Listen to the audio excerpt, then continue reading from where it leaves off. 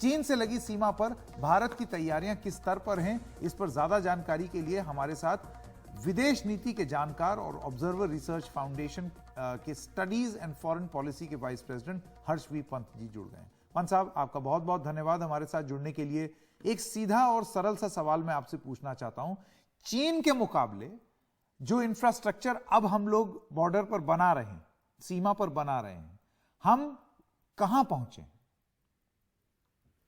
देखिए, हम इस समय एक ऐसी स्थिति पर पहुंचे हैं जहां पर हम डिफेंसिवली चीन को रोकने में सक्षम हैं। हम डिफेंसिवली चीन अगर आक्रामक रुख अपनाता है तो उसके सामने खड़े होने में आज सक्षम है।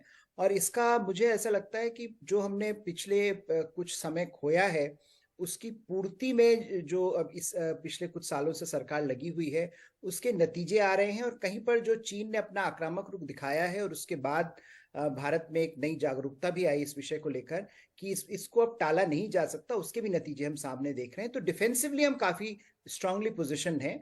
ऑफेंसिव एक्शंस अगर आपको करने हो तो उसके लिए अभी भी हमको उस तरह की कैपेबिलिटीज चाहिए जो चीन ने अपनी तरफ बना ली है, और इसके कारण चीन इतना आक्रामक हमको बार बार आंखें दिखाता रहता है। एक चीज पंत साहब हमने देखा कि, और सैटेलाइट इमेज में बार बार देखने को मिलता है कि चीन गांव पे गांव बसाता चला जा रहा है, वहां आबादी आती चली जा रही है, गाड़ियां आ रही हैं। आप सैटेलाइट इमेज में देख सकते हैं कि नए नए घर बन रहे हैं और वहां पर धीरे धीरे करके बसावट आ रही है, यानी कि आर्टिफिशियली वहां पर लोग बसाए जा रहे हैं। और उसकी तुलना अगर आप यहां से कर लें तो एक शिकायत ये रहती थी कि जो फॉरवर्ड एरियाज हैं वहां से लोग गांव छोड़ छोड़ के जा रहे हैं। तो आपको लगता है ये जो नई रणनीति बनाई है इससे बहुत सारे लोग वापस अपने गांव जाएंगे, या फिर ये बहुत ही एक, जिसे कह सकते हैं, एक बहुत छोटा प्रयास है जिसको पूरा करने में भी बहुत समय लगेगा? और ये कितना महत्वपूर्ण है गांव में लोगों का होना?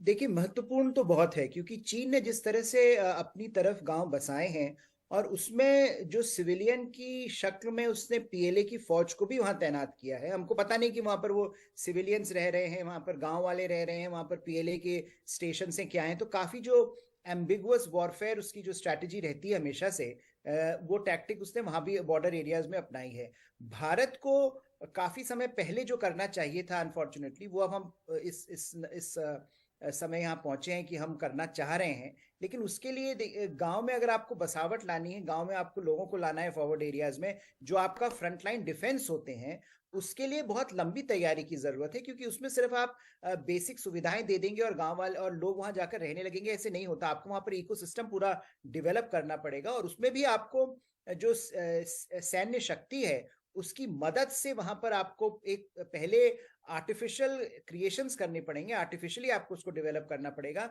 तब वहां पर जाकर एक कॉन्फिडेंस आएगा लोगों में कि वो वहां जाएं, और एक ऐसे इकोनॉमिक हालात क्रिएट करने पड़ेंगे जो वहां पर जाकर अपनी रोजी रोटी भी चला पाए। तो वो जो कनेक्टिविटी है उसको और बेटर हमको करना पड़ेगा। कनेक्टिविटी के सवाल पर मैं आखिरी सवाल आपसे पूछना चाहता हूं पंत साहब। अब ये जो टनल बनेंगे, यहाँ पर ऑल वेदर कनेक्टिविटी की बात हो रही है कि जैसा भी मौसम हो वहां पर आप बिना रेडार में आए, बिना उनके मिसाइल के या उनके औजारों के निगाह में आए, आप वहां पर मूवमेंट कर सकते हैं। इस लिहाज से आपको क्या लगता है ये प्रोजेक्ट्स कितने जरूरी हैं? बहुत जरूरी हैं, और जैसा मैंने पहले कहा, बहुत पहले हो जाने चाहिए थे। लेकिन जो हमारी जो पुरानी मानसिकता थी कि हम उसको इन एरियाज में डेवलपमेंट ना करें क्योंकि इससे चीन को आसानी होगी हमारी तरफ आने में, तो वो जो एक डिफेंसिव माइंडसेट था उसका जो नतीजा है कि हमने ये टनल्स, ये रोड्स, ये इंफ्रास्ट्रक्चर को बिल्ड नहीं किया। ये टनल बहुत जरूरी है क्योंकि इसमें न सिर्फ आपको सैनिक सुविधा मिलेगी, बल्कि जो अगर आप, जिसके हम पहले बात कर रहे थे, अगर आपको कनेक्टिविटी चाहिए जो सिविलियंस को भी जोड़े फॉरवर्ड एरियाज में जो रह रहे हैं आपकी मेन स्ट्रीम से, उसके लिए भी ऐसी टनल्स की बहुत जरूरत है। तो दोनों सिविलियन और मिलिट्री एरियाज से एंगल से अगर आप आपको लगता है कि एक वॉरफेयर का एक नया तरीका हो गया है भारत और चीन के बीच में कि आप उधर भी निर्माण हो रहा है तो यहां पर भी आप निर्माण दिखा रहे हैं, ताकि एक स्ट्रेटेजिक रूप से आप ये बात सामने रखें? बिल्कुल, ये साइकोलॉजिकली कि आप अगर बना रहे हैं तो यहां भी बन रहा है।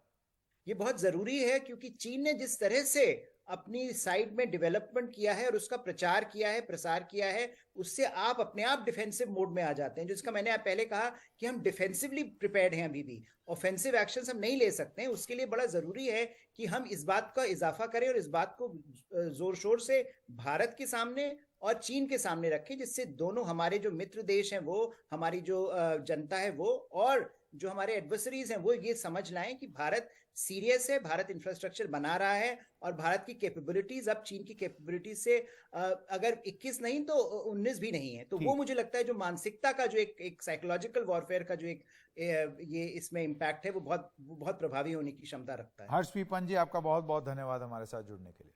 बहुत बहुत धन्यवाद।